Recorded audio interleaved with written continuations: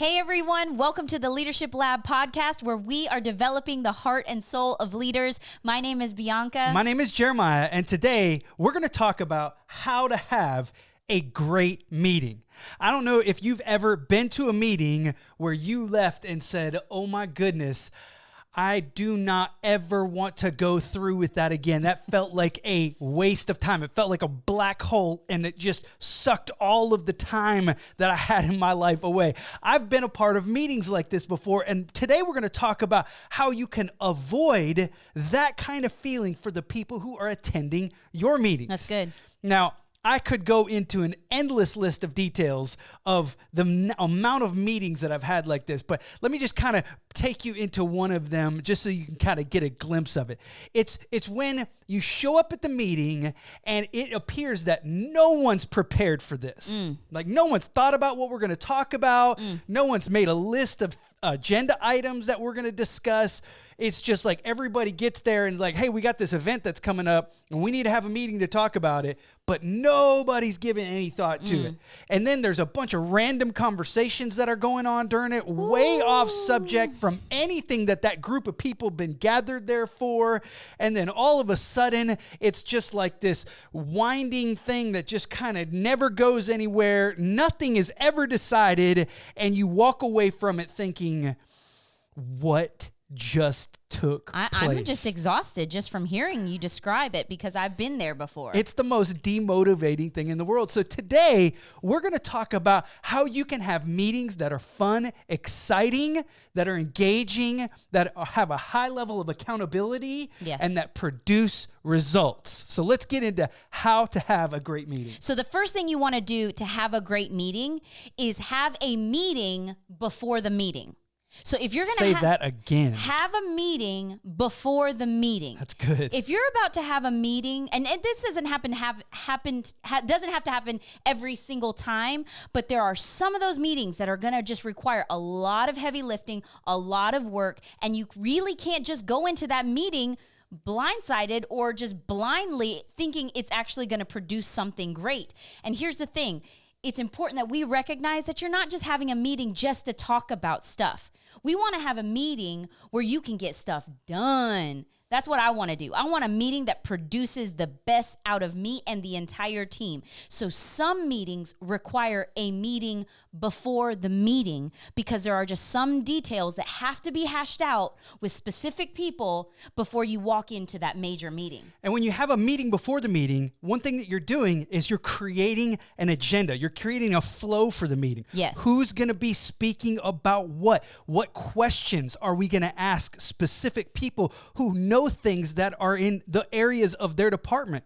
And so we have a staff meeting every week, and there's a meeting that happens before the staff meeting to talk about everything that everyone's assigned to talk about. Now, how do you find that out? Well, you create an agenda and you have a deadline for team members to submit what they want to talk about in the meeting beforehand. So not only is the leader preparing for the meeting, but now everyone who's attending the meeting is now preparing for the meeting so that everyone can come in with something to offer. Yes. The pastor that we were on staff with for years was famous to tell us that if you have a seat at the table, you need to make sure that you bring something to talk about at the table. Yes. Like earn a seat at the meeting. Right. Pastor Dave was so good about having the meeting before the meeting. Yeah, if you're going to show up to the table, and if you're not going to bring something and contribute, then you have to ask the question, why are you at that table? So if you want to be a fruitful, valuable person that adds value to everybody else and to the team as a whole, then you've got to, this is where you really have to take that personal responsibility and say, what am I bringing to the meeting? But really, you have to back things up and you have to understand what's going to be talked about at the meeting and make sure that your area is really thought through. And this is where we can decide as leaders what gets to be talked about at the meeting. So good. That's why the agenda is so important. If you've ever been at a meeting that was really well run and afterwards you feel energized, you might be exhausted because there's a lot to do, but you still feel energized and motivated to be like, let's get something done.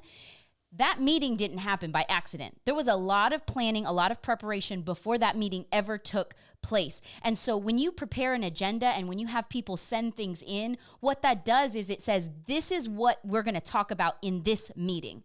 And that really helps from the rabbit trails, the content or the conversations that don't really apply, and we don't end up wasting a lot of people's time. Listen, people who have prepared for the meeting, they come to the meeting with an extra level of excitement. Yeah. It's a level of ownership that they have about the meeting, because it's like, ooh, we're going to talk about something that's important to me.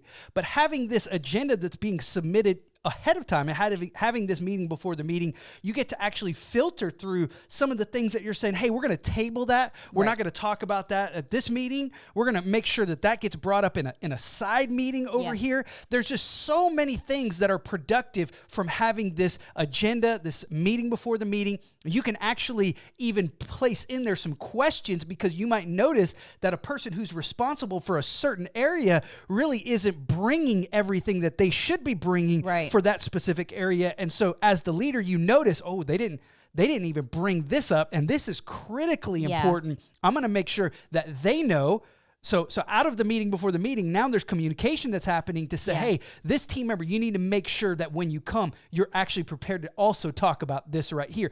That way, everybody's not getting like it's not surprising to them in the meeting. Right. There's nothing worse than embarrassing somebody. You know, they're like, oh, yeah, I should have been in charge of that. You can avoid all of that with the meeting before the meeting. Right. And so it's so great to ask people to do some of these things. And we also need to be listening in the meeting itself. And when those ideas that need to be tabled or need to have an offline meeting, it's important that we as leaders, we take that authority in those moments, because everybody's time is so precious. Yes. And there's nothing worse than just sitting in a meeting and like 2 or 3 people are talking about something that really does not pertain to your area. Yeah. I have so much respect when it's like, you know what, actually this doesn't apply to everybody. You guys talk about that later, or we're going to talk about this later. We're going to save everybody else's time. When you do that, even in a meeting, because those moments do come up. There are times things just come up in a meeting that you didn't plan for. It's important when you communicate that, what it says to everybody else is saying, man, they really respect my time. That's so good. And it makes them want to come back to another meeting. So good. Because we're building trust. We're not only just running meetings, we're also building trust with our team. And we don't ever want to be viewed as like, well, they don't really value my time. So good.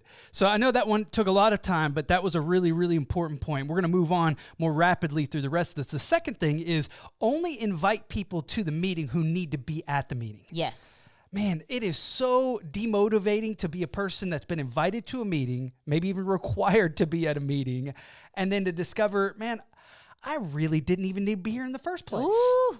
It's not only demotivating to that person who wasted their time, but then everybody else kind of looks at that person like, why aren't they bringing anything here? And really, they don't even necessarily need to be there. So we've got to take time in preparation for the meeting to make sure the right people have been invited to the meeting. And I do want to speak to our dream teamers at Living Water just for a moment, because this is really important. There's a big difference when you're talking about employees type of meetings. It's a way different when you're talking about people that volunteer their time. Yes. So when you are working with people that are voluntarily giving up their time to serve the church, serve the Lord through their gifts and talents, when it comes to meetings, this is even more important. So recognizing not everyone needs to be at everything. Yeah. And so really taking the time as a leader, good leadership says, you know what, I'm going to look at this, who really needs to be at this meeting? And then taking that time to invite those people and not inviting people just for the sake of numbers or anything like that. That's really important. Our next thing is to keep it short but effective. Keep it short but effective. Great meetings don't have to be long. Say that again. They don't have to be long. Can I hear an amen they from the podcast listeners? They do not have to be long. We all know that there are some meetings, yes, it might take that hour, that 2-hour mark, just because the nature of what you're talking about. Got to grind through some details. You got to do it. And we understand you have to have some of those meetings. But for the most part, there have been so many meetings I've been a part of. And I'm just like looking at my watch low key. And I'm like, why? Why is this taking so long? And I recognize, I'm like, this meeting probably could have been accomplished in 15 minutes. Wow. and we're going on 45 minutes to an hour, and I'm just like, yo, like it's like, I'm glad that we're talking things through in some ways, but at the same time, it really, once again, demotivates people to want to attend the next meeting. And so keeping it short but effective according to what the context is. I went on a mission trip to the nation of Jamaica a few years back, and I was invited to preach at a local church there. Well, the culture of that church, which I did not know ahead of time, the service would go on for hours. Like, it was a church service that would last, maybe 3-4 hours sometimes. And so the pastor, he would preach forever. And I think he was a very effective communicator, but he would just preach really long, like over an hour worth of talking. And that's not the culture of the church that we've been a part of. And so I got done speaking, and the pastor got up afterwards, and I think he was like, oh, okay. We still got a lot more church that we got to do right now, because people are expecting to be here for a long time. And he said about my sermon, he said, that was short, but very effective. And that's my best Jamaican accent there. But that's what our meetings need to be. Our meetings need to be very effective. Yeah. They don't have to be short, but they need to be to the point. Yes. They need to be concise, well-planned, and valuing people's time. That's good. The fourth thing is that we need to understand the tone of the meeting. That's good. Listen, some meetings need to, be kind of serious and getting something done. Maybe even there might need to be some corrective things that happen in a meeting because the team's not performing at a certain level. But listen, the meetings that are the best are ones that are full of joy. They're full of life. They're full of family, accountability. Yeah. There's life that happens there. There's celebrations that take place. I mean, you're really good at planning meetings that just have a tone of excitement to them. Thank you. I didn't know he was going to stop there. Thank you. I'm just passing it off right there. Thank you. I do. I take joy in making meetings fun. I know that there are some, it's that corrective tone, and that's really difficult for me, but I go into them because I know they're just as necessary as the joyful ones. But yeah, recognizing the tone of the meeting really helps you set the meeting, because if it is a more lighthearted meeting, then hey, add food, add fun, add a game, add an element of surprise. And that's how people can really enjoy coming together. Even when it might seem like it's the more mundane details, they'll still come back because they've also been a part of meetings where it was fun and exciting. But enthusiasm is probably one of the best things you can bring to a meeting, regardless of what the tone is. And the meeting environment can be influenced to make it fun and exciting. Like when you walk into a room and there's like pens that are neatly thing, and everybody's got like a little agenda that's been placed at their little thing, and there's little mints and maybe some little peanuts and some chocolate things and some waters everywhere, and it just looks like, man, like this has been prepared for. Like people are ready for me to be there. It just adds to that excitement that people have for the energy of the meeting. That's so good. The next one is establish rules for the meeting. This is good. There's some rules that need to be established if you're going to have a great meeting.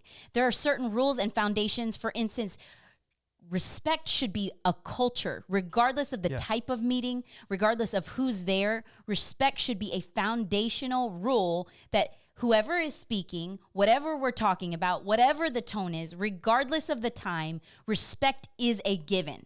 If someone is speaking, we're listening well. If someone has an idea, we respect their ideas. We don't always have to agree with their ideas, but we need to respect their ideas. And we as leaders, we have to create these rules for the meeting by the way that we lead. So the way that we treat people and how we treat their ideas and when they're speaking really models for everyone else. These are the rules. You may not have to say it. I don't think you necessarily have to say, hey, we should respect one another when we speak. We model it by the way we live, and that's way more powerful than having a document saying, hey, here's the rules for the meetings. No, we just need to model it as leaders. And what you just said is so important. I want everybody to hear this again. What the leader models becomes the culture or the rules for the meeting. Yeah. And so you speak respectfully towards people. Yes, there might be something that needs to be corrected. It may need to be sideline corrected, not maybe in front of everybody in the meeting. Yep. And that's a respectful thing. You know, there might be times where you say, hey, I'm totally not meaning this to come. I just need everybody to know this right here about this little thing right here. And there's times where you can navigate those things. Yeah. But whatever the leader does, so if the leader's on the phone While somebody else is speaking, I'm just gonna do some emails. Say that. What you're doing is you're creating rules for the meet. Hey, it's okay to do other things during the meeting. Ooh. I think that's a great rule to have. Is say, hey, we're not going to pull out our phones. We're not going to do emails during the meeting here. I want everybody engaged and focused. It keeps the meeting moving faster. If everybody's engaged for a period of time, then everybody knows, hey, they're going to get me out of here so that I can move on with my life eventually. And, you said something. You said sometimes people are going to say something, and we want to make sure we say it in a respectful way. But I do want to say that sometimes things are said that are taken not in the way that they were meant. And so having meetings after meetings and sharing feelings like, hey, when you said this really kind of rubbed me the wrong way, or it sounded like this, or I took it like this. Is that what you meant? And having those types of conversations afterwards, it keeps the unity of the team. And we need to protect that because it's very, very easy to get our feelings hurt. And then it just slowly creates a wedge. But when we say, hey, can you help me understand when you said this? What did you mean by that? That's a great question. After the meeting, because, hey, people have said stuff in meetings and it's hurt my feelings. I'm not too proud to say. I mean, I have feelings, and there are times I'm like, what did they mean by that? You know what I mean? And sometimes it's my own insecurity and I took it the wrong way. And then sometimes people are like, oh man, that was a dumb thing to say in the moment. And vice versa. I've said things in meetings where people had to come to me afterwards and say, hey, now when you said this, or I'll say something in a meeting and later on I feel like I probably could have said that better. They could have taken it this way. And I follow up with that person and say, hey, when I said this, I hope it didn't come across like this. I would never want you to feel bad or anything like that. And those are so important for our team members to experience from us because those are human conversations that we have to have if we're going to stay unified. If you have those conversations, it does not make you less unified. It unifies you more afterwards because you went through a conflict and you resolved it in a biblical way. Now we're even stronger than before. And what you're talking about here, and there's a book that I want to recommend. It's called Emotionally Healthy Leadership. Yeah. And so as an emotionally healthy leader, you can actually process some of these things without letting those insecurities that we sometimes have, let them take control and us become known as that angry leader, that offended leader, you know? Right. That, like what you said is have that meeting after the meeting and just, hey, can we talk about the way that this hit me and things like that? Those are all emotionally healthy ways to handle things. Yeah. The very last thing, or wait, let me say one more thing about the established rules for the meeting is that ideas aren't owned by the individual once they're brought up to the team. Yeah. So you might have an idea and then you bring it up to the team and now it belongs to the team and you can't get your feelings hurt if for some reason the team doesn't want to move forward with your idea. Yeah. You understand? Like you share that and then once it's on the table, it's owned by that group right there. The decision's going to be made right there. Yeah. And then we're going to move on from it and you're not going to feel like, well, man, I don't feel like and you need, if you do feel like that, you need to go to the leader afterwards and say, hey, can we talk through the way that this is? And they'll help you process that. And one thing that helps is just recognizing my responsibility isn't to execute all the ideas that come to me. My responsibility is to bring the ideas to the meeting and then let the team decide whether if it's the best thing to do. One of his greatest strengths is he's an idea machine. I mean, he comes out with ideas left and right. And so sometimes, especially as a lead pastor, those ideas are taken very seriously. Like, oh, well, the lead pastor wants to do this. No, he's just sharing these ideas and he's very free about, I put it on the table, we can do it. We don't have to do it unless there's something specific he strongly wants to do. And so being a person that brings those ideas, not to hold on to them too tightly, but instead trusting that the team we're a part of knows if it's the idea to take or not take. So just him, he's given more ideas than actually have been put into action because of the volume of ideas. And if that foundation of respect is built into the meeting, it's easy to do that. Yeah. Because you know that people are going to respect all those ideas, all those things that you bring up. So, and sometimes we've laughed in a good way, in a respectful way. We were like, wow, that's an idea, right? But you need that humor. And he's secure enough to know, like, hey, this could be crazy. And he even says that sometimes. This could be crazy. This could be just ridiculous, but I'm going to say it. And then once it's on the table, you can say, I've done my job. That was my job, was to bring the idea. So good. So let's bring this to a close. Here's our last one, is that you need to create a system of accountability. Okay, so this is important because if the team feels like if we make a decision in this meeting, somebody's writing it down. Yeah. Like there's somebody who writes that down. this has been said. Almost like if you've been to a meeting that minutes are kept. Yeah. That details are written down so that you can go back and look at who said what was decided by who, what's the deadline for that to take place, and then how are we going to know once it gets done? That's what a system of accountability is for after the meeting. Yeah. Because if people show up to meetings, decisions are made, and nobody follows through with what the team decided to do.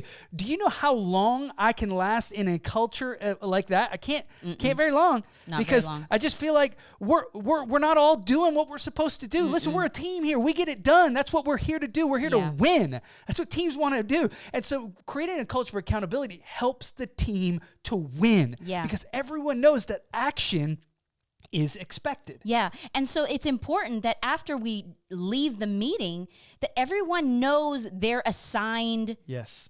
projects. Like, okay, there was this idea, there was this project, there was this task, there was this email, there was this person that has to make a call. Everyone should know. And everyone should know what they should be writing down. Yes. So we're not babying anybody, we're not spoon feeding people. Instead, as adults and responsible adults that take personal accountability for their lives, we are writing down. When I come to a meeting, I've got something, I'm writing stuff down, I'm creating a to-do list.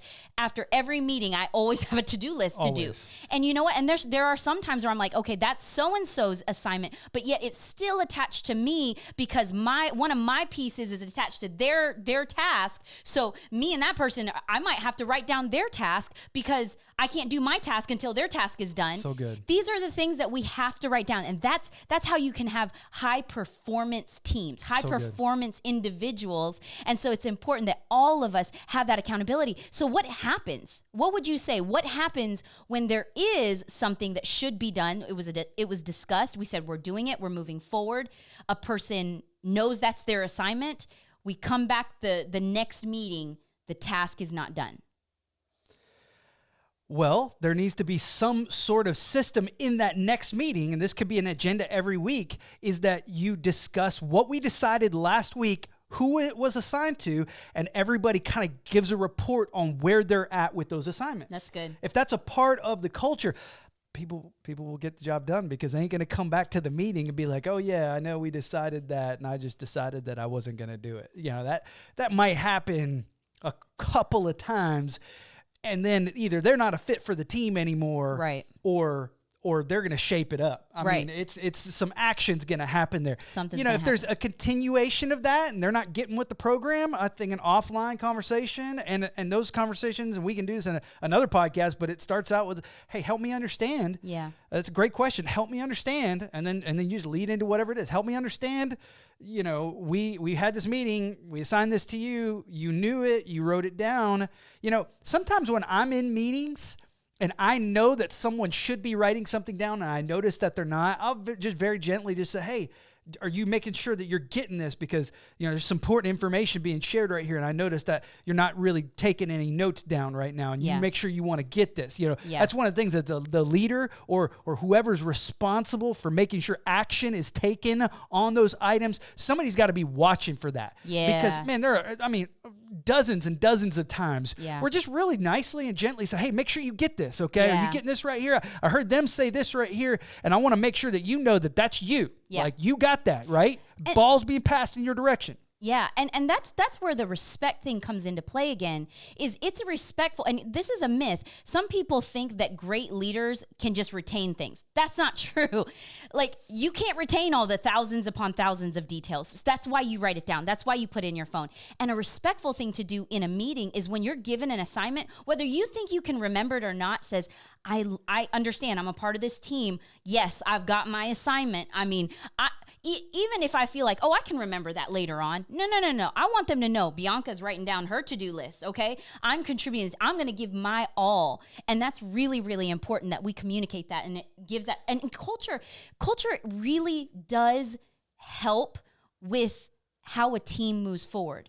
Because if you've created a culture where it's the norm to have high execution rates, then if you become a player you're not executing well, you're going to step into the culture, and that capacity is going to be exposed sooner or later, and something's going to have to give. Either the person has to expand their capacity, or then the question has to be like, are they for the team? Is this the right team for them, if that makes sense? So good. This has been such a great discussion. I hope that has benefited you.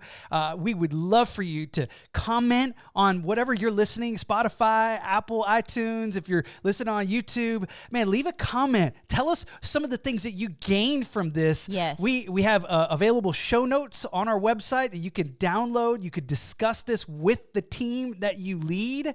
And I think that it's going to produce a ton of great results from high-performing teams. Thank you so much for joining us at the Leadership Lab podcast.